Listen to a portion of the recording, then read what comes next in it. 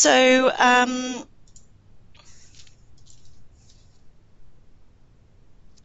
nutrition advocacy in the GNC. There is obviously the Nutrition Cluster Advocacy Strategic Framework, which runs from 2016 to 2019. And as part of that, there was a Nutrition Cluster Advocacy Toolkit that was developed in 2016. So we do have a GNC definition for advocacy.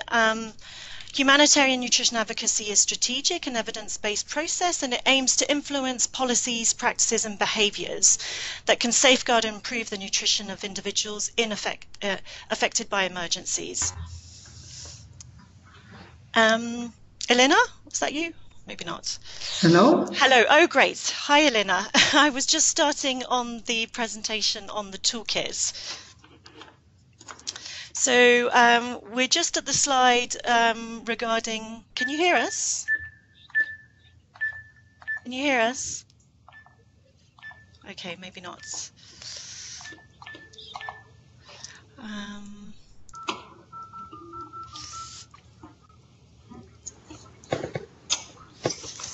Right, I'll just carry on.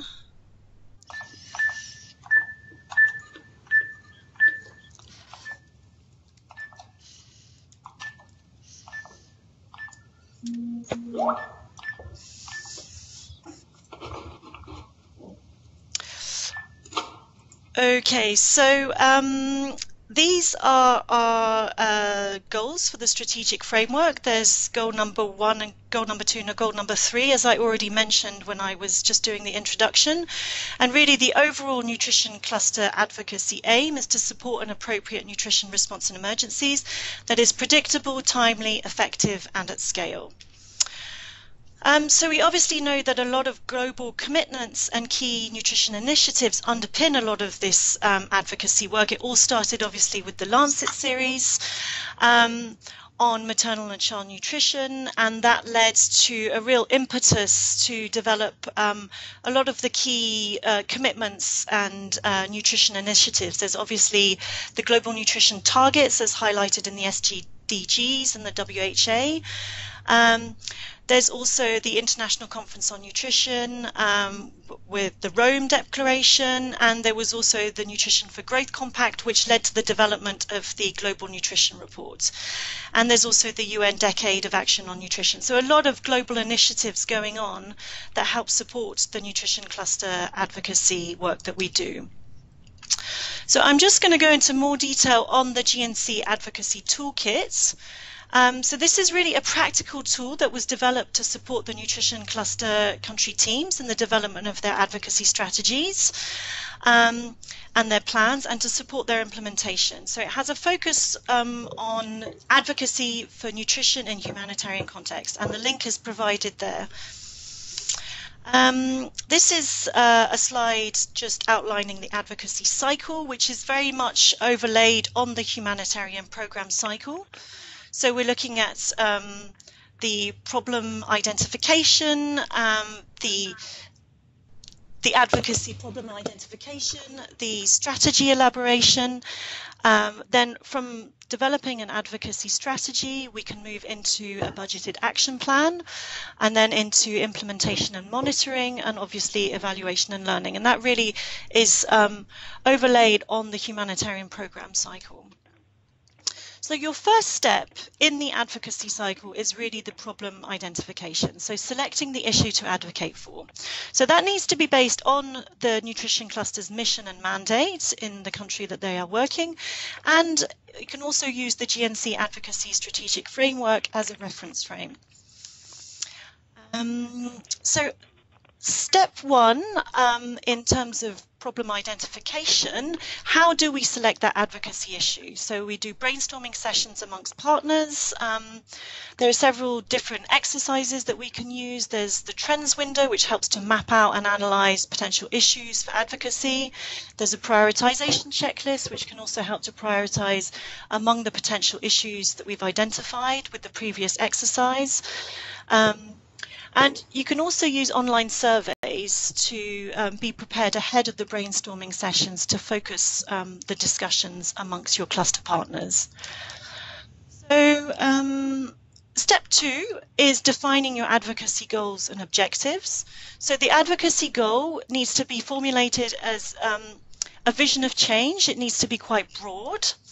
And the advocacy objectives then contribute to the achievement of the bigger goal.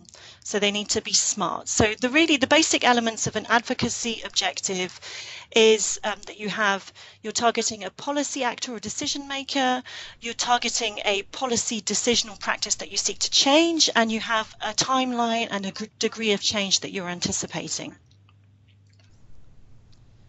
Just some of, this is an example from Ukraine, from the Nutrition Cluster Advocacy Strategy that was developed in Ukraine. And they had really identified, in terms of problem identification, the low breastfeeding rates and limited support and guidance on quality complementary feeding in the emergency response as a key problem. So they had brainstormed to come up with that particular problem.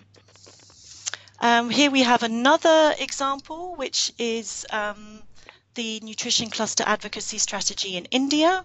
And really the problem identified there, it was high rates of child undernutrition in the country. So you can see that it really does remain quite a broad goal.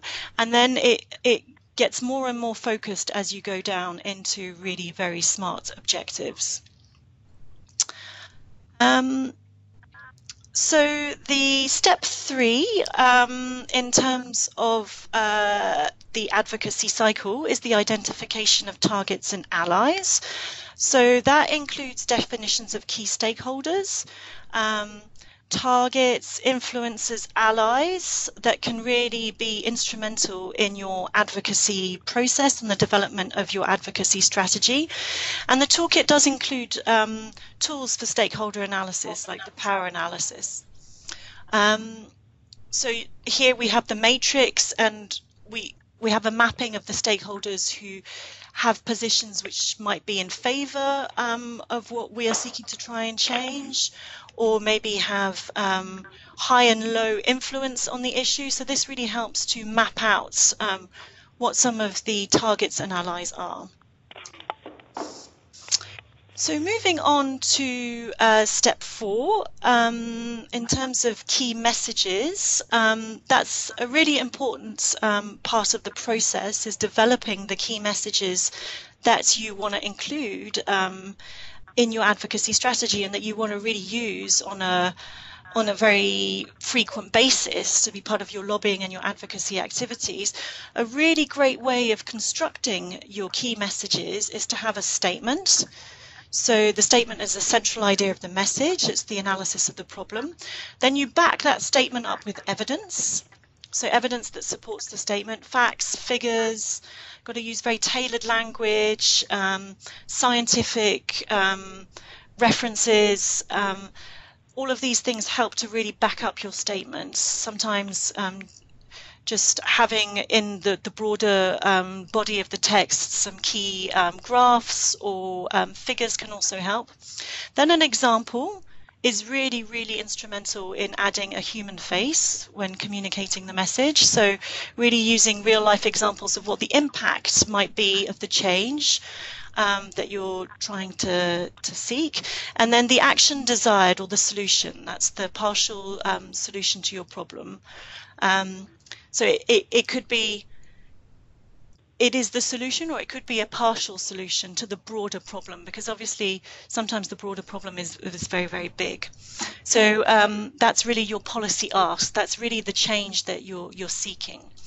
So we have a lot of examples of key messages included in the advocacy toolkit. So I would really encourage you to have a look at some of those and see how they were formulated. And that really helps to give an idea of how to develop some of these key messages, which can be used in a number of documents and a number of communication materials once they're well crafted.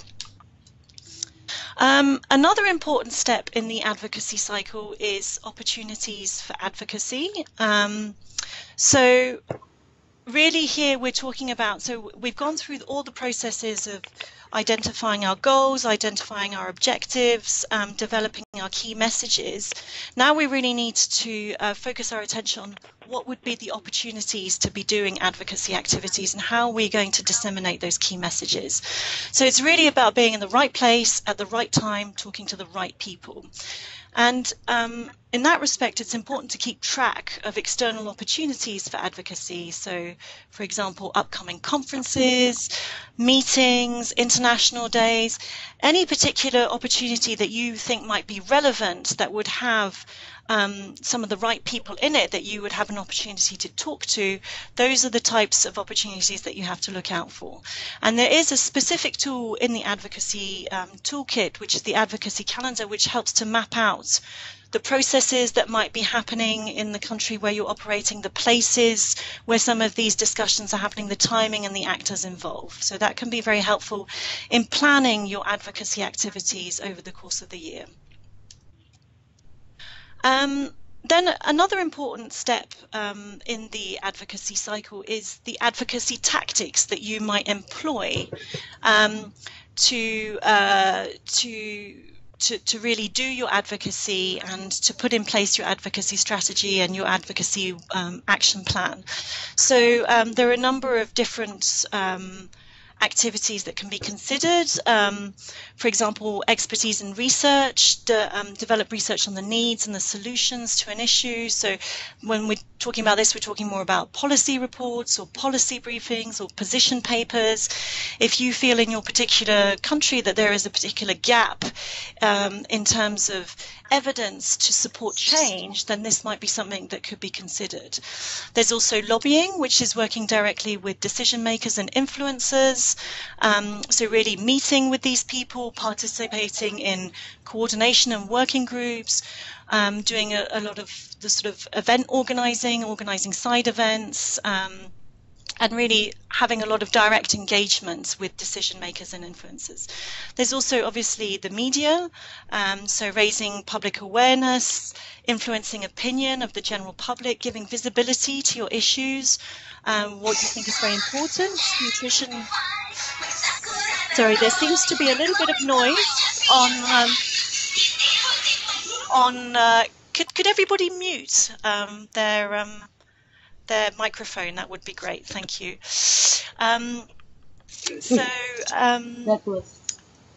Hello? Was somebody trying to say something? No. So I was just saying the media is also a very important aspect of your advocacy tactics. This can be in the form of developing press releases, media interviews, working a lot on social media, maybe developing blogs. There are lots of different potential activities that can be considered. And then there's also the aspect of public mobilization, so generating public support for your issues, organizing petitions, maybe even organizing general public events, exhibitions. That can also be a really valuable way of generating support for change. So the objectives of all of these activities, as well as some key targets and examples, and also some practical tips for all of these, are also included in the advocacy toolkit. I'm just going over a few of these. I'm not going to go into detail. This is just to highlight that they exist in the advocacy toolkit.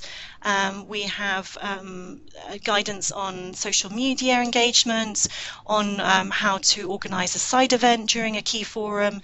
So there are a number of different examples and guidance that are included in the advocacy toolkit that you can refer to. And obviously we're available for follow-up questions if necessary. So what else is included in the advocacy toolkits? There's the advocacy annual action plan, so how to develop an annual action plan, how much does advocacy cost, so the costing of different advocacy activities, and also examples of funding sources for advocacy. There's also a section on advocacy monitoring and evaluation, which includes tools and templates to support the monitoring of your advocacy activities, and also a number of examples of indicators for the evaluation of impact, for the impact of your advocacy activities. And there's also a section which covers advocacy risk assessment. So that includes examples of potential advocacy risks and mitigation strategies. So also things to bear in mind when you're developing your advocacy strategies. Might there be some potential risks that might be involved in conducting this advocacy, and what could be the mitigation strategies that we could put in place? So that's a very quick overview of the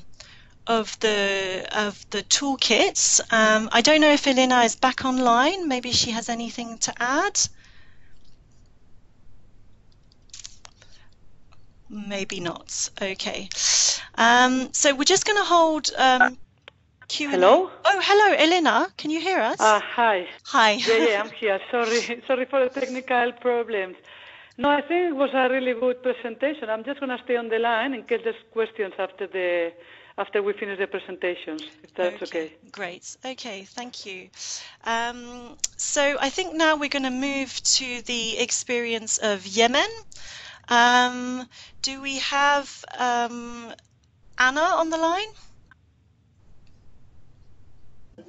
Yes, I'm here. Good afternoon. Hi, Anna. Okay, so Anna was the Nutrition Cluster Coordinator in Yemen when this advocacy strategy was being developed, and she's going to discuss with us the whole process of how it was developed and the different processes. And then Isaac Maniamam, who is currently the Yemen Nutrition Cluster Coordinator, will follow up with some of the implementation aspects. So over to you, Anna. Yes, thank you very much. I hope you will all hear me well. I'm now at the workshop, so I don't have a very quiet place to deliver the presentation. Angeline, next slide, please. So in terms of the development process which we went through for the advocacy strategy, we started doing this because partners identified the need to strengthen our advocacy component during the CCPM exercise, Cluster Coordination Performance Monitoring, when this function was marked as requiring improvement. And then based on this, we have included development of the strategy in our action plan, which was also later included in the 2018 HRP plan, as well as the cluster work plan. So we were able to include it and to cost it to know how much we will need to do to develop the strategy and plan and start implementing it. UNICEF, as provider of last resort, agreed to fund this strategy. And we have developed a TOR, which was developed in consultation with the Strategic Advisory Group, where we clearly identified what should be the process and outputs of this. I have hired a consultant to draft strategy under the UNICEF umbrella, and we agreed that because of the difficulties getting in Yemen, the consultant would be working remotely without any travel to Yemen, while initially, obviously, we wanted a consultant to be with us to facilitate some discussion in the country, but at the end we ended up to doing everything remotely. The initial identification of priorities for advocacy was through desk reviews and interviews. We have provided all the advocacy-related documents which we had in the country to consultant. All members of the Strategic Advisory Group talked to her. And in addition, we also identify several key agencies, government focal point and subnational level cluster coordinators and partners to bring all this perspective together to the consultant. Next slide, please. This was followed by the online survey, which the consultant developed based on the interviews, which was shared with all the partners at national and subnational level to gather their views on key priorities for advocacy, key stakeholders, and opportunities for advocacy. Because we realized that we will not be able to engage all of the partners in face-to-face discussions, we wanted to give everybody an opportunity to give their view to inform the advocacy strategy. Based on this survey, a first draft of the strategy was developed by the consultants and was reviewed by the SAC prior to sharing with partners. And it was further brought to the workshop, which was a 3-day workshop with the cluster partners. We could only invite around 40 people, one agency representative at national level, subnational coordinators from the field, and strategic advisory group. We were reviewing this proposed strategy one by one, chapter by chapter, and ensuring that it truly reflects exactly what we need to achieve in our cluster, with all the outcomes, results, and milestones, and so on. The final version of the strategy based on this workshop was again validated by the strategic advisory group and shared for the review and validation with all the cluster partners.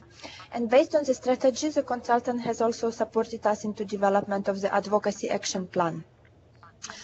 Once this was finalized, we agreed that we don't want to have any additional task force on advocacy leading implementation, because first of all, it will need to have a strategic overview, which already strategic advisory group has, and secondly, because we just didn't want to multiply working groups and task forces which we had in the country. So instead of it, we agreed that we will add standing agenda item on advocacy discussion for all cluster meetings, where we review our progress on the action plan and decide what else needed to be done, who is responsible for it, and how we are going to move this forward. Next slide, please.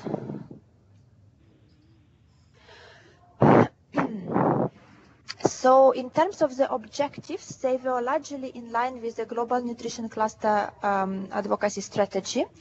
The first objective was more about Ministry of Public Health, which is a co-lead of Nutrition Cluster in Yemen, and all other nutrition actors in Yemen to promote and scale up a comprehensive nutrition package with the prioritization of both treatment and preventive direct specific nutrition interventions, because in Yemen we were largely focusing on the CMAM, and everybody agreed that we do need to scale up preventative intervention and ensure continuity of care. The second objective was for different government ministries and clusters and sectors to work together to ensure that implementation of nutrition-sensitive interventions in the country. And the third one was about improving national capacity at all levels for nutrition actions. Each objective had associated results, opportunities, milestones, core messages, and targets, which made us easier to see what exactly we need to do and achieve under each of the objectives and how we are going to track it. And it further helped us to develop the action plan afterwards. Next slide, please. In terms of the key challenges in the development process, first of all, we didn't have technical expertise as such on advocacy in a country, and those limited people who had advocacy expertise would not much understand on nutrition, so it was difficult to engage between these two different layers of people who usually are not able to engage among themselves. So we were able to select a consultant with good understanding of both nutrition and advocacy. And yeah, it was Yelena, and she supported before the development of the Global Nutrition Cluster strategy. So she was really able to guide us through the whole process and provide her inputs both in terms of advocacy and nutrition views. So again, as I mentioned, no possibility for consultant to travel to Yemen. We had to do all work remotely. We had multiple online calls with the strategic advisory group. The 3 days workshop was led remotely by the consultant through webinar, with me supporting it on the ground. And in fact, I think it turned out very well, and we did not miss much not having physical representation of a consultant in the country. Lack of time by partners and SAC with other priorities, of course, it was one of the challenges. So we just had to follow up and to ensure that we don't forget to discuss it and to move this forward together with the collective. Ministry of Health involvement was somehow from the beginning a challenge, but we were able fairly quickly to bring them on board and to ensure their full participation through the strategic advisory group and also their leadership in the development of the strategy. And we also, to ensure linkages with the development sector, we ensured that SAN Secretariat key partner for advocacy, and one of the actions which we did based on the our process of development of advocacy strategy is that we identified the need that the Sun focal point in the country should be a member of our strategic advisory group, and we were able to add him to all the discussions. I think then I finished with my part of the presentation, Angeline. Yeah, okay, super. Maybe we could move on to Isaac. Isaac, are you with us?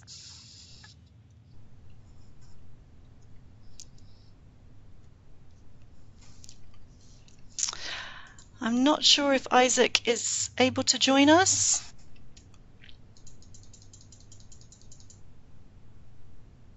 Hi, Isaac. I see that you're on. I can see Isaac online. I just unmuted him. So, Isaac, we should be able to hear you. Now it seems that you're on hold, Isaac. Hello?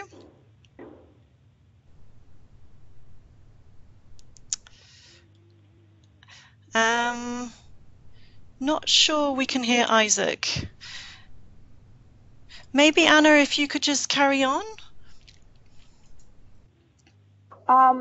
Well, I can try, although it's something that happened after I already left Yemen, so I would not be much in a position to report on it, but I will try my best. And Isaac, if you can speak at any moment and interrupt me, please feel free.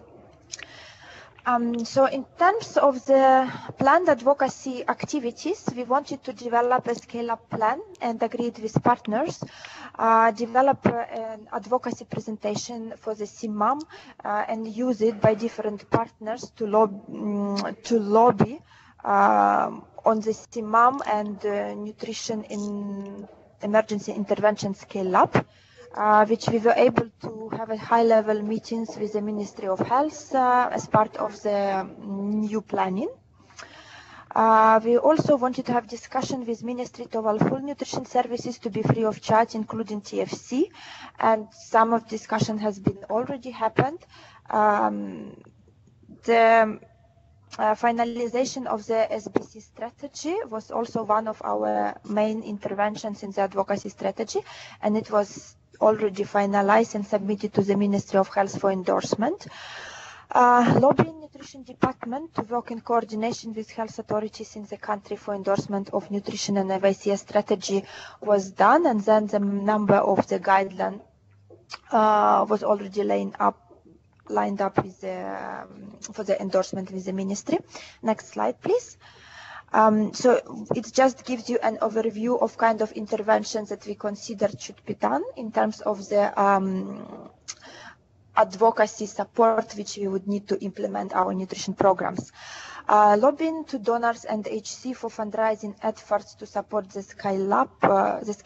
It was done considerably in 2018 and followed by 2019 with nutrition part of interventions largely being funded.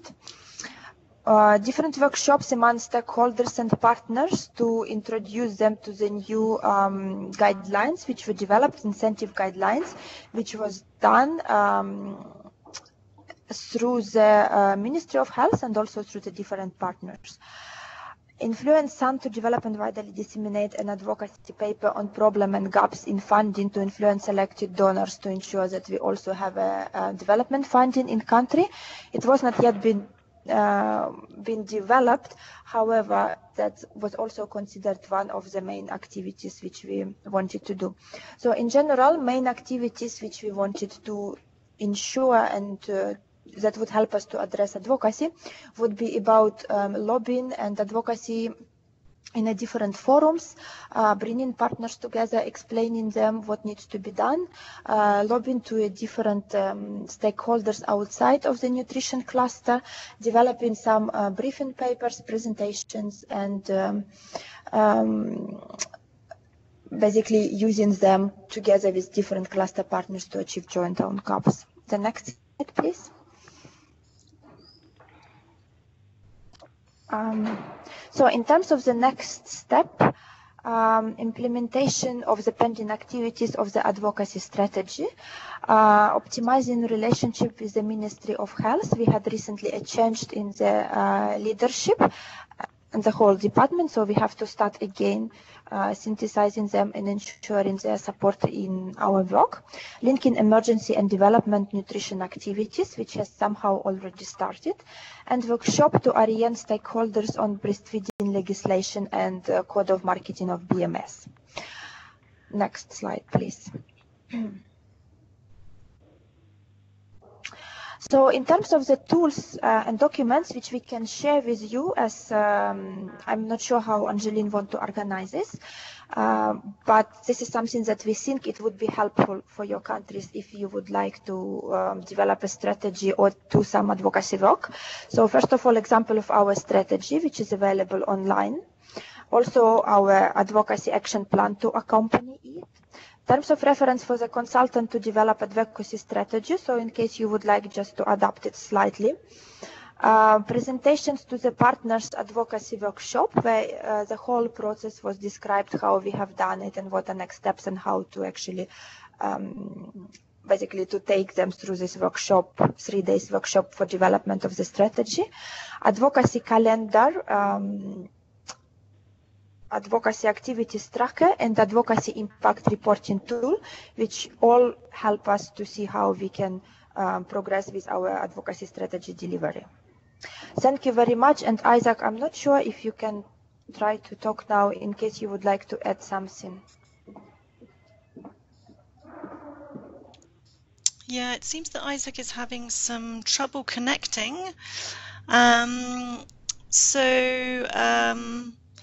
There was a question for you, Anna, online. So maybe we'll set up now with some questions if anybody would like to put their questions forward. We have a question for Anna. What were the difficulties encountered engaging with the MOH and how were they solved? How were you able to identify common objective with the SUN secretariats?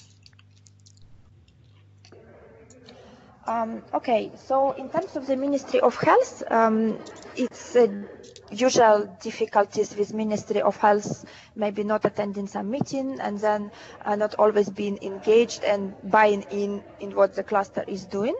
So what we have done is it's not only related to the advocacy strategy.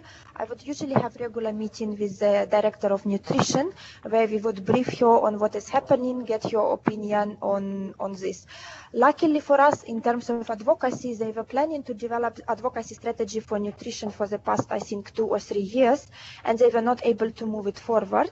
So we were able to sell them our cluster advocacy strategy is actually us helping them to develop the strategy for the nutrition and emergency interventions. In terms of the SUN engagement, for us, we've built a long relationship with them. And me as a cluster coordinator, I try to attend as many as possible their meetings, and their representative always comes to our meetings. Now it's also a member of the SAC. So we were engaged with all the discussion with them from the beginning, and they were able, like the SAC and like all other cluster partners, contribute to the development of the strategies. And that's why some of the sub-objectives which we have is basically to support them fundraising, to ensure HDN, to ensure that they understand what we are doing and we understand what they are doing. So a lot of what we thought would be important for us in terms of advocacy was actually continuing engagement with the SUN, which I think works fairly well. Yeah, certainly. So, do I need to answer the second question from Jacinta? Well, maybe, do you have any examples from Yemen that you might be able to share in that regard? So, because for us access was not a specifically nutrition related issue, but the issue which was affecting everybody, we all advocated at the intercluster level to have an access working group. We are monitoring regularly what are access challenges. There are plenty of access challenges. So in order not to overburden all the partners, we agreed that every 3 months there will be 1 week where every partner in a country is supposed to report what their access challenges are. And then when we have this data, there is a regular engagement. Usually it's facilitated by OCHA and a lot by the HC and the HCT with the authorities to ensure that engagement, that they are aware of all these challenges which we are facing and having a constructive dialogue on what can be changed. But I don't have a nutrition-specific access tips. Yeah. Access as a broader issue has often come up in a number of the discussions with the country clusters, so that's interesting to look at the intercluster engagement. Are there any more questions that participants may have? Feel free to chip in. Maybe, Elena, are there any of the aspects that we've talked today that you might like to also pick up on? Hi, everyone. Well, thank you. I think, yes, I was kind of listening to the presentation. I think that Angeline did a good kind of summary of the presentation, but I just want kind of really encourage you to look into the toolkit. There's a lot of tools, a lot of, information that you can use. And it's, I think, really very important to try to, as we did in Yemen or also for the global strategy, try to bring the opinions of everyone and spend a lot of time in the first steps, kind of really look into the issues that you want to address and try to really spend some time discussing that there, yeah? And then kind of really going step by step without, skipping any of those. When we're talking, for example, about the stakeholders, who are the key people that we want to, engage with? It's important to know who could be your allies. Who are those people that are also interested in the issue and maybe we're not talking to them or we're not talking enough about what we'd like to achieve. And then really thinking about who are those who are opposing the issue or maybe they don't really kind of know, really they're not aware about what could be the solution. Yeah? And then when you know, okay, what you want to do, who do you need to engage with, we're going in the how we're going to do that. And here, Angeline was talking about the key message. Yeah? The key message, what we're saying to the people, is really important. So the message, we're going to talk to many different people in different contexts and with different audiences. So we will change the tone of the message. But the core content is always the same one. And we really need to think careful which one is our policy ask. It's very, very important that we're clear that what we're asking the people to do. It's not only that we flag the problem and we give a lot of evidence about the problem, we need to think what are we asking these persons to do. Because the easier we make it for them to understand the problem and the solution we're proposing, the bigger is the chance that they actually, do something in this direction. So it's really, really important, the policy ask. And then, again, what else have we said? The activities for advocacy. Once you have your calendar and you know what are the key, the key moments on the year where you could do advocacy, then you need to think about the activities. How you think about the activities? And again, there's a lot of information in the toolkit. Really think about the resources you have, the capacity, the time, and the opportunity. And really try to think, maybe I know everyone is busy and there's a lot of other works and it's hard to follow, but really start small. Don't try to do a lot at the beginning. Try to achieve doing. Oh, it's a shame. We seem to have lost Elena on the connection there. Hopefully she'll be able to rejoin us. There's maybe a question here for you, Anna. In terms of the duration of the process of developing the advocacy strategy for Yemen, what is a realistic time frame? So thank you. I just replied to this. It depends on how inclusive you want to be. The more consultation you want to have, the longer it will take. For us, we hired consultant in the beginning of March, and then at the end of July, if I'm not mistaken, and probably somewhere around August actually, we were able to have a final strategy developed, and next month we had a final action plan. And I see Isaac can hear us, so maybe he can also be able to talk. Isaac? Yes, maybe not. I think the connection seems to be going in one way and not the other today. Isaac? Yeah, first of fantastic. all, colleague, we are very sorry. Yes. We are very sorry. We were somewhere in a review of our The second allocation was Ocha, then we got stuck on the way. When we arrived here, we had the problems with the network, but we are happy that we are able to join. But we joined when Anna was finalizing actually the last slide. So, and I'm hoping in a good hand, because Anna was the champion of the advocacy strategy in Yemen. We just have tried recently to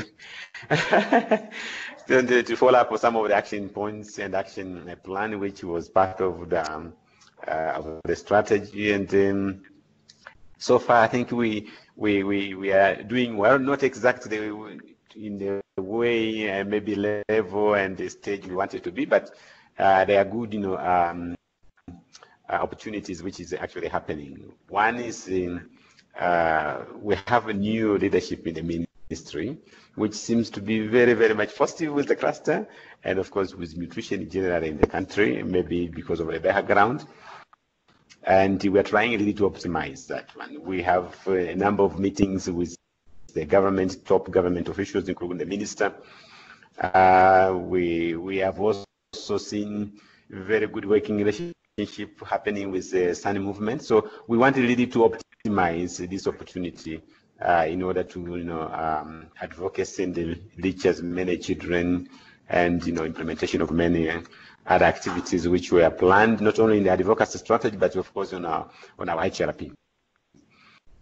So I don't know if there's any specific question for Isaac for the time being, but we have been working very closely with the GNC, with Anna and Angeline, and I hope that everything was very well represented. That's my feeling. Thank you very much. Thanks, Isaac. Thanks for adding your contribution there. It's great to hear from you. Maybe there's a question from Jacinta. I don't know if this was maybe an issue in Yemen as well, about basic advocacy to the government to recognize the role of the nutrition sectoral cluster in a crisis where the government believes that the cluster's role is mainly for sudden onset emergencies. Did you come across this sort of challenge in Yemen? Yeah, so we did, and the initial approach which we had was because UNICEF programs had regular meeting with the governments at different level. We asked them to clarify it in all the meetings to support basically what is the role of the cluster, what we should be doing, what they are doing, in addition to our focal points in the ministry. It didn't seem to go very well. So when we were developing advocacy strategies, that was opportunity also to reflect on better engagement with the different level of the ministries. And one of activities which we came up with was to develop a standard presentation which was on basically orientation to the ministry on how the cluster work, what is expected from them and what is expected from us to be basis for the discussion. And we agreed that it will be cluster coordinator, UNICEF, WFP and WHO, all together delivering these messages and this presentation to different level in the ministry. This is when I left, so I'm not sure how successful it was or it was not successful. Maybe, Anna, if I can just chip in that regard. As I mentioned earlier, I think I think in the last 3 months or so, toward the end of November, the changes in the ministry, particularly the previous, director for nutrition, focal point, they were completely overhauled, and we do have completely new, people, and the good thing that there have been a lot of advocates. I think even from the HC and from the humanitarian system here, there's very good understanding now with in terms of the role of the cluster. And as I told you earlier, that last year, I think the beginning.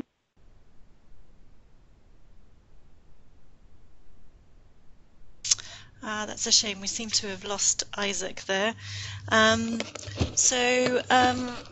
just in terms of yeah, I think maybe that was a very good point about. I think that's a really important point to highlight. Is advocacy strength in numbers is definitely a key thing to bear in mind. So maybe if you're struggling with your advocacy activities, it can be very helpful to look for some good allies that can help boost your advocacy strength and the reach of your advocacy messages. So really trying to maybe look at intercluster advocacy or leaning on other organizations and UN agencies that may also have broader government mandate and engagement can be very helpful. Are there any final questions before we wrap up? It looks like I'm not seeing any other questions online. I'd just like maybe to highlight what the plans are at the GNC level with regards to advocacy activities. We're going to be reviewing the achievements and the challenges and the lessons learnt from the Advocacy Strategic Framework. That will be coming, the Advocacy Strategic Framework is coming to an end at the end of this year. Oh, Isaac, you're back. We lost you, I'm afraid. Sorry. Yes. So what I was trying to explain that the recent leadership in the ministry, from the minister up to the lowest level within the nutrition community in the ministry, there is very good understanding in terms of the cluster, and I think this is because of the advocacy from different stakeholders. I think from also the OCHA side. From UNICEF, from WFP, from WHO, and there are a couple of high-level meetings which the cluster has been leading with the top government official. Of course, bringing UNICEF and the WFP and the partner, WFP, UNICEF, and WHO as a partner, but the meeting being led by the cluster. So, and there is we are getting this kind of feedback that there's appreciation in terms of what the cluster is doing. Both from NAMCHA and from the ministry. So for the time being, we are somehow better, but we need to optimize in order to move the agenda a bit further. Hello? Yeah.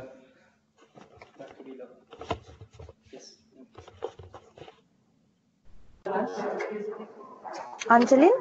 You're muted, we cannot hear you. Okay, sorry about that. Yeah, thank you for that, Isaac. That's really helpful. It's really helpful to know how those activities are progressing, and I think it sounds really interesting. It seems like you're at a very critical junction at the moment in Yemen with regards to the advocacy activities, so we're very much interested to see how it progresses. Yeah, I was just going to... Sorry, if I can just... Yeah. Can you hear me? Yes, we can hear you. Sorry, if I can just add on that, I think it's very, very important being clear or having right expectations about advocacy. It takes a lot of time, and it takes a lot of talking and a lot of meetings, and it's really, you need to kind of really try to connect with, people outside your kind of the normal ones that you kind of work with, the clusters in the ministry, with the SAN. So it's okay. That's how it works. You start kind of talking, and it takes time, but just kind of being aware, about it's time consuming. Yeah. Yeah, being realistic about your ambitions with regards to advocacy is important, and knowing that you're going to be in there for the long haul is also important. Indeed. So yeah, I was just talking briefly about what some of the plans were for the GNC in terms of advocacy activities. So we're really looking at ways to deliver on advocacy at higher levels, looking at global partner engagements. We will probably be, over the course of the next year, soliciting more direct testimony from national clusters to really support more global level advocacy. And we're maybe interested in developing also a higher profile, maybe global series on key thematics. So maybe high impact nutrition interventions or nutrition sensitive programming, human development nexus and systems building, or cash for nutrition. These are all aspects that we feel are very ripe for increased global engagement and increased global advocacy. So we will definitely revise the strategy based on consultation with all the country clusters and really make sure that the global advocacy priorities are relevant to the issues that you are facing on a day-to-day basis. So we've reached the end of our allotted time. We are bang on time. If there are no further questions, I think we might be wrapping up here. Are there any last questions online or in the message box? Okay, it seems not. So I would like to thank all of you for participating. We had a really good turnout today. It was really great to see so many people interested in this particular topic. We're going to be planning more GNC support webinars in the coming months, so do look out for them. And I'd like to thank Anna for presenting and for presenting an unscheduled part of her presentation as well. And thank you also to Elena and to Isaac for joining and for contributing their points of view. And thank you to everybody. And I wish you all a very nice day. Thank you and goodbye. Thank you very much, Angelina. Appreciate it. Thank you. Bye. Bye-bye. Thank you. Bye. Thanks, Anjali. Bye. Thank you. Bye.